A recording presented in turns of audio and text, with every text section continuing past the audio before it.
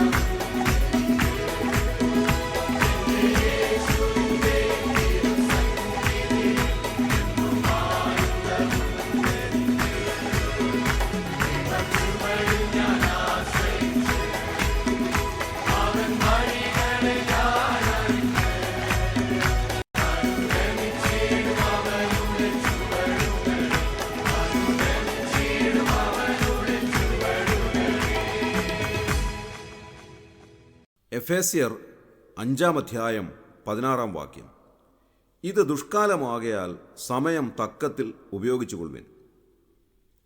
ഈ വാക്യത്തിൽ നാം വായിക്കുന്നത് പോലെ ഈ കാലഘട്ടം വളരെയേറെ തിരക്കേറിയ ഒരു കാലഘട്ടമാണ്. ഒന്നിനും സമയമില്ലാത്ത ഒരു കാലഘട്ടം. എല്ലാവരും തിരക്കിലാണ്. രാവിലെ മുതൽ വൈകുന്നേരം വരെ നാം വളരെയേറെ തിരക്കിലൂടെ കടന്നു പോകുന്നു. ഒന്നിനും സമയം തികയുന്നില്ല. പല കാര്യങ്ങളും നാം ചെയ്യണം എന്നാഗ്രഹിക്കുന്നുവെങ്കിലും ഒന്നിനും ഒരുപക്ഷെ സമയം തികയാറില്ല. രാവിലെ മുതൽ ഒരു യന്ത്രം പോലെ നാം പ്രവർത്തിച്ചു കൊണ്ടിരിക്കുകയാണ്.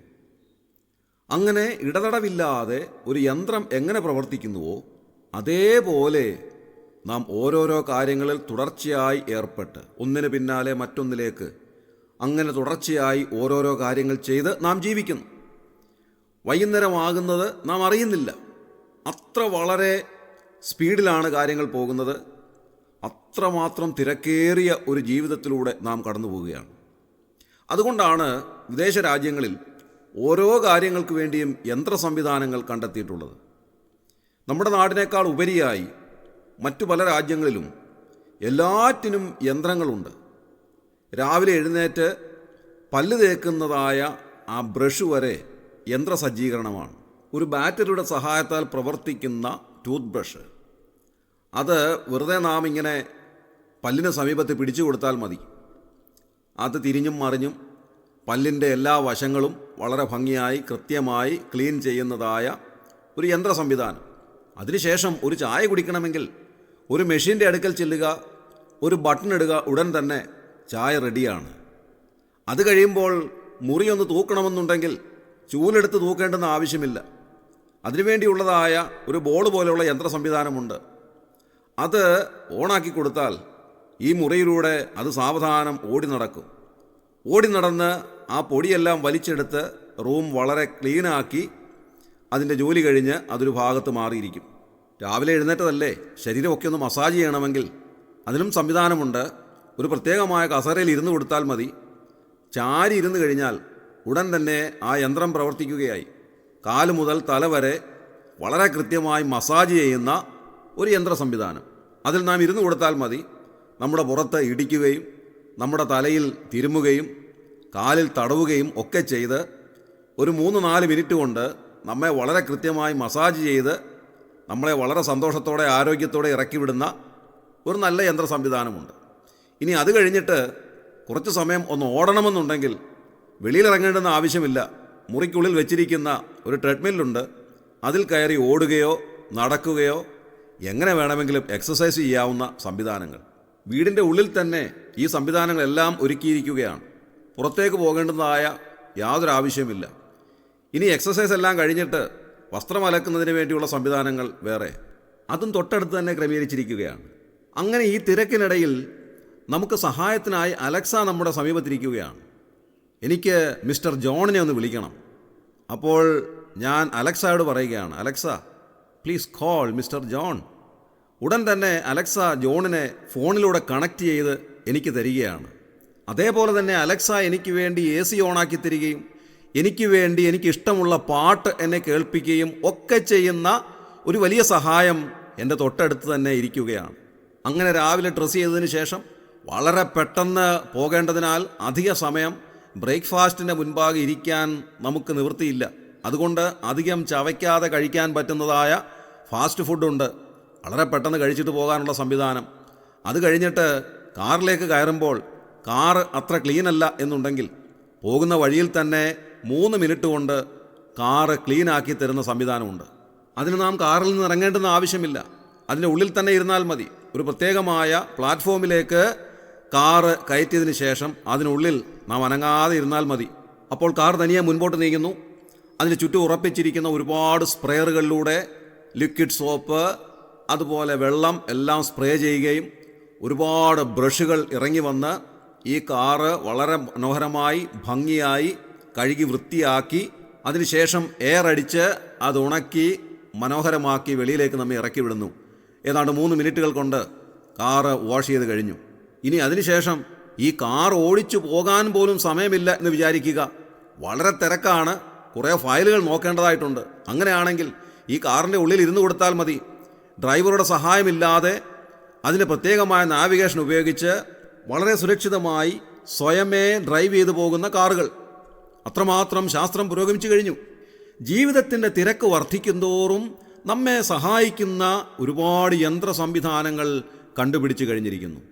ഇതിൻ്റെ ഭൂരിഭാഗവും വിദേശ രാജ്യങ്ങളിലാണ് ഉള്ളത് എന്നുള്ളതാണ് യാഥാർത്ഥ്യം. ഇവിടെ നമ്മുടെ കേരളത്തിൽ അടുത്ത സമയത്തുള്ള വലിയൊരു ചർച്ചയുണ്ട്. കേരളത്തിലെ യുവാക്കൾ കേരളം വിട്ടുപോകുന്നു. എന്താണതിൻ്റെ കാരണം? കേരളത്തിൻ്റെ ഉള്ളിൽ തന്നെ കിടക്കുന്നതായ രാഷ്ട്രീയ പ്രവർത്തകരും നേതാക്കന്മാരും കേരളം വിട്ടുപോകുന്ന യുവാക്കളെ പരിഹസിക്കുകയും അവരെ കുറ്റപ്പെടുത്തുകയും ഒക്കെ ചെയ്യുമ്പോൾ എന്താണിതിൻ്റെ യഥാർത്ഥ കാരണം എന്നുള്ളത് മനസ്സിലാക്കണമെങ്കിൽ വിദേശത്ത് നേരിട്ട് പോയി കണ്ടെങ്കിലേ സാധ്യമാകുകയുള്ളൂ. കാലത്തിനനുസരിച്ചുള്ളതായ അപ്ഡേഷൻ നമ്മുടെ ദേശത്തില്ല എന്നുള്ളതൊരു പരമാർത്ഥമാണ്. കാലം മാറുന്നതനുസരിച്ച് ഒരുപാട് സംവിധാനങ്ങൾ നമുക്ക് ആവശ്യമുണ്ട്. അതൊക്കെ വിദേശ രാജ്യങ്ങളിലാണ് സുലഭമായിട്ടുള്ളത്. അത് അവിടുത്തെ ജീവിതത്തിൻ്റെ ഒരു ഭാഗമായി മാറിയിരിക്കുന്നു. കൊച്ചു കുഞ്ഞുങ്ങൾ പോലും അതെല്ലാം പരിചയിച്ചു കഴിഞ്ഞിരിക്കുന്നു. എന്നാൽ നമ്മുടെ നാട്ടിലേക്ക് ഇപ്പോഴും പല കാര്യങ്ങളും എത്തിച്ചേർന്നിട്ടില്ല എന്നുള്ളത് നമ്മുടെ വലിയൊരു ഡ്രോബാക്കാണ്. അത് സമ്മതിക്കുവാൻ ഇവിടെയുള്ള രാഷ്ട്രീയക്കാർക്കോ ഇവിടെയുള്ള നേതാക്കന്മാർക്കോ സാധിക്കുന്നില്ല. അവർ ഈ കേരളത്തിൻ്റെ ഉള്ളിൽ തന്നെ കിടന്നിട്ട് പറയുകയാണ്, ഇത് സ്വർഗമാണ്, ഇവിടെയാണ് എല്ലാ കാര്യങ്ങളും ഉള്ളത്, ഇവിടെ താമസിച്ചാൽ മതി, ഇവിടെ നിന്ന് വിദേശത്ത് പോകേണ്ടെന്ന് ആവശ്യമില്ല, ഇവിടെ എല്ലാ സംവിധാനങ്ങളുമുണ്ട് എന്നൊക്കെ പറയുമ്പോൾ ഈ സംവിധാനങ്ങൾ എന്തൊക്കെയാണെന്ന് കണ്ടിട്ടില്ലാത്തവരും അറിഞ്ഞിട്ടില്ലാത്തവരും മാത്രമാണ് അങ്ങനെ പറയുന്നത്. മറ്റ് രാജ്യങ്ങളിൽ പോയിട്ടുള്ളവർക്കറിയാം നാം എത്രമാത്രം പിന്നിലാണ്, നാം എത്രമാത്രം ദൂരം ഇനി മുൻപോട്ട് പോകേണ്ടതായിട്ടുണ്ട്. വിദ്യാഭ്യാസ മേഖല തന്നെ എത്രമാത്രം അധപ്പതിച്ചു പോയിരിക്കുന്നു. വളരെ കഷ്ടപ്പെട്ട് പഠിച്ചിട്ട് ജോലിക്കായിട്ട് വരുമ്പോൾ ഒരു ജോലി സാധ്യത ഇല്ലാതെയായിരിക്കുന്നു. ഇതുകൊണ്ടൊക്കെയാണ് ഈ ചെറുപ്പക്കാരൊക്കെ നാട് വിട്ടു പോകുന്നത് എന്നുള്ളത് ഉള്ളുകൊണ്ടറിയാമെങ്കിലും പുറമേ സമ്മതിക്കുവാൻ നമ്മുടെ നേതാക്കന്മാരാരും തുനിയാറില്ല. അതുകൊണ്ട് സമയം തക്കത്തിൽ ഉപയോഗിക്കുവാൻ നാം ബാധ്യസ്ഥരാണ്. എങ്ങനെയാണ് നമ്മുടെ സമയം തക്കത്തിൽ ഉപയോഗിക്കേണ്ടുന്നത്? 15-ാം വാക്യത്തിൽ പറയുന്നത്, ആകയാൽ സൂക്ഷ്മത്തോടെ അജ്ഞാനികളായിട്ടല്ല ജ്ഞാനികളായിട്ടത്രേ നടപ്പാൻ നോക്കുവേൻ. നാം ജ്ഞാനത്തോടെ നടക്കണം. എന്താണ് വാസ്തവത്തിലുള്ള ജ്ഞാനം എന്ന് പറയുന്നത്? നാം വായിക്കുന്ന യഹോവ ഭക്തി ജ്ഞാനത്തിൻ്റെ ആരംഭമാകുന്നു. അതുകൊണ്ട് യഹോവ ഭക്തിയിൽ നാം നടക്കുന്നുവെങ്കിൽ ജ്ഞാനത്തോടെ നടക്കുവാൻ നമുക്ക് സാധിക്കും. ഈ തിരുവചനം നമുക്ക് നൽകുന്നതായ ജ്ഞാനം അതാണ് നമ്മെ മുൻപോട്ട് നയിക്കുന്നത്. നമ്മുടെ ജീവിത പന്ഥാവ് എങ്ങനെ ആയിരിക്കണം എന്നുള്ളതിനെ സംബന്ധിച്ച് വ്യക്തമായ അറിവ് നമുക്ക് നൽകുന്നത് ഈ തിരുവെഴുത്താണ്. ഈ തിരുവെഴുത്ത് നമുക്ക് കാണിച്ചു തരുന്നതായ പാതയിലൂടെ ജ്ഞാനത്തോടെ മുൻപോട്ട് നടക്കുന്നുവെങ്കിൽ തീർച്ചയായും നമ്മുടെ ജീവിതം വിജയത്തിലേക്ക് പോകും എന്നുള്ള കാര്യത്തിൽ സംശയമില്ല. തിരുവെഴുത്ത് ഇങ്ങനെ പറയുകയാണ്, ഞാൻ നിന്നെ ഉപദേശിച്ച് നടക്കേണ്ടുന്ന വഴി നിനക്ക് കാണിച്ചു തരും, ഞാൻ നിന്റെ മേൽ ദൃഷ്ടി വെച്ച് നിനക്ക് ആലോചന പറഞ്ഞു തരും. അതുകൊണ്ട് തിരുവെഴുത്ത് നമുക്ക് കാണിച്ചു തരുന്നതായ പാതയിലൂടെ ജ്ഞാനത്തോടെ മുൻപോട്ട് നടക്കുവാൻ നമുക്ക് സാധിക്കണം. 17-ാമത്തെ വാക്യത്തിൽ പറയുന്നത്, ബുദ്ധിഹീനരാകാതെ കർത്താവിൻ്റെ ഇഷ്ടം ഇന്നതെന്ന് ഗ്രഹിച്ചുകൊള്ളുവീൻ എന്നാണ്. കർത്താവിൻ്റെ ഇഷ്ടം ഗ്രഹിച്ച് മുൻപോട്ട് ജീവിക്കുവാൻ നമുക്ക് സാധിക്കണം. നമ്മുടെ ഇഷ്ടമല്ല, നമ്മുടെ ഹിതമല്ല, കർത്താവിൻ്റെ ഹിതം നമ്മുടെ ജീവിതത്തിൽ നിറവേറുവാൻ ഇടയായിത്തീരണം. നമ്മുടെ ഓരോരുത്തരുടെയും ജീവിതത്തെ സംബന്ധിച്ച് കർത്താവിന് വ്യക്തമായ ഹിതങ്ങളുണ്ട്. ആ ഹിതം അനുസരിച്ച് നാം മുൻപോട്ട് ജീവിക്കണം. നമ്മുടെ സ്വന്തം ഇഷ്ടങ്ങൾക്കനുസരണമായി നാം മുൻപോട്ട് പോകുമ്പോഴാണ് ജീവിതം പരാജയപ്പെട്ടു പോകുന്നത്. നാം തനിയെ തീരുമാനങ്ങളെടുത്ത് നമ്മുടെ ജീവിതത്തെ മുൻപോട്ട് നയിക്കുമ്പോഴാണ് അടിക്കടി നാം പരാജയങ്ങളെ നേരിടുന്നത്. എന്നാൽ ദൈവം നമുക്ക് കാണിച്ചു തരുന്നതായ പാതയിലൂടെ, ദൈവം നമ്മെ ഉപദേശിക്കുന്ന വഴിയിലൂടെ, ദൈവവചനം നമുക്ക് മാർഗദീപമായി നമ്മുടെ മുൻപാകെ പോകുമ്പോൾ നാം അനുഗ്രഹത്തിലേക്ക് നടന്നെടുക്കുന്നു. നമ്മുടെ ജീവിതത്തിലെ പരാജയങ്ങൾക്ക് പകരം വിജയകരമായ ഒരു ജീവിതം നയിക്കുവാൻ നമുക്ക് സാധിക്കുന്നു. അതുകൊണ്ട് ദൈവവചനം നമുക്ക് മാതൃക കാണിക്കട്ടെ. നാം സങ്കീർത്തനത്തിൽ വായിക്കുന്നത് പോലെ, നിന്റെ വചനം എൻ്റെ കാലിന് ദീപവും എൻ്റെ പാതയ്ക്ക് പ്രകാശവുമാകുന്നു. ഇന്നത്തെ ദിവസം ഈ വചനം ധ്യാനിക്കുന്നതിലൂടെ ദൈവം നമുക്ക് കാണിച്ചു തരുന്നതായ പാതയിലൂടെ നമുക്ക് മുൻപോട്ട് പോകാം. സമയത്തെ ഒട്ടും നഷ്ടമാക്കാതെ തക്ക സമയം ഉപയോഗിച്ചുകൊണ്ട് ദൈവവചനത്തിൻ്റെ അടിസ്ഥാനത്തിൽ മുൻപോട്ട് ജീവിക്കുന്നുവെങ്കിൽ ഇന്നത്തെ ദിവസം ദൈവം നമ്മെ സഹായിക്കും, അനുഗ്രഹിക്കും എന്നുള്ള കാര്യത്തിൽ യാതൊരുവിധ സംശയവുമില്ല. നമ്മുടെ സ്വന്തം ഇഷ്ടങ്ങളെല്ലാം മാറ്റിവെച്ചിട്ട് ദൈവവചനം നമ്മോട് ആവശ്യപ്പെടുന്നതായ കാര്യങ്ങൾ ചെയ്യുവാൻ, ദൈവഹിതം നമ്മുടെ ജീവിതത്തിൽ നിറവേറുവാൻ ഇടയായിത്തീരണം. നമ്മുടെ ഇഷ്ടങ്ങൾക്കുപരിയായി ദൈവത്തിൻ്റെ ഇഷ്ടത്തിന് നമ്മുടെ ജീവിതത്തിൽ സ്ഥാനം കൊടുക്കണം. അപ്പോഴാണ് ജീവിതം വിജയത്തിലേക്ക് നീങ്ങുന്നത്.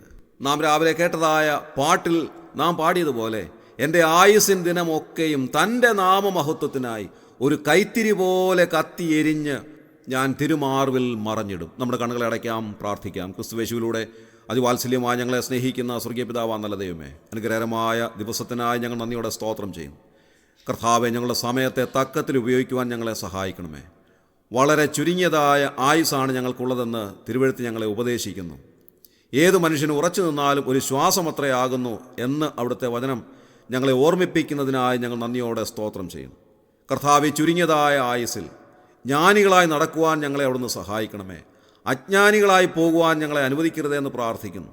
ഞങ്ങൾക്ക് ലഭിക്കുന്നതായ സമയത്തെ തക്കത്തിൽ ഉപയോഗിക്കുവാൻ ഞങ്ങളെ അവിടുന്ന് ഇടയാക്കണമേ. കർത്താവെ, പലപ്പോഴും ഞങ്ങൾ വൃഥാവിൽ ഞങ്ങളുടെ സമയം കളയുന്നവരായിട്ടുണ്ട്. വൃഥാവിലുള്ള കാര്യങ്ങളുടെ പിന്നാലെ പോയിട്ട് ഞങ്ങളുടെ ജീവിതത്തിൻ്റെ വിലപ്പെട്ട സമയങ്ങളെ പലപ്പോഴും ഞങ്ങൾ നഷ്ടമാക്കിയിട്ടുണ്ട്. എന്നാൽ കർത്താവെ, അവിടുത്തെ ഇഷ്ടം എന്താണെന്ന് ഗ്രഹിച്ചുകൊണ്ട് അവിടുത്തെ വചനത്തിൻ്റെ അടിസ്ഥാനത്തിൽ ഞങ്ങളുടെ ജീവിതത്തെ മുൻപോട്ട് നയിക്കുവാൻ, അവിടുത്തെ ഹിതമനുസരിച്ച് ഞങ്ങളുടെ ജീവിതത്തെ മുൻപോട്ട് നയിക്കുവാൻ ഞങ്ങളെ സഹായിക്കണമേ എന്ന് പ്രാർത്ഥിക്കുന്നു. ഇന്നത്തെ ദിവസം ഞങ്ങളെ സഹായിക്കണമേ.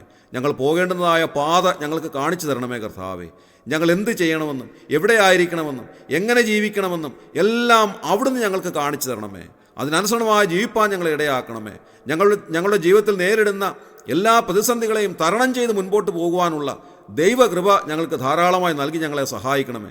ഈ ശുശ്രൂഷയിൽ സംബന്ധിച്ച എല്ലാവരെയും ഒന്ന് അനുഗ്രഹിച്ചാട്ടെ. ഇന്നത്തെ ദിവസം അനുഗ്രഹത്തോടെ ജീവിപ്പാൻ അവരെ ഇടയാക്കണമേ. ഞങ്ങളുടെ പ്രാർത്ഥന കേട്ടതിനായി സ്തോത്രം. ഞങ്ങളുടെ കർത്താവിൻ്റെ രക്ഷിതാവുമായ യേശു ക്രിസ്തുവിൻ്റെ ധന്യമായ നാമത്തിൽ തന്നെ. ആമേൻ.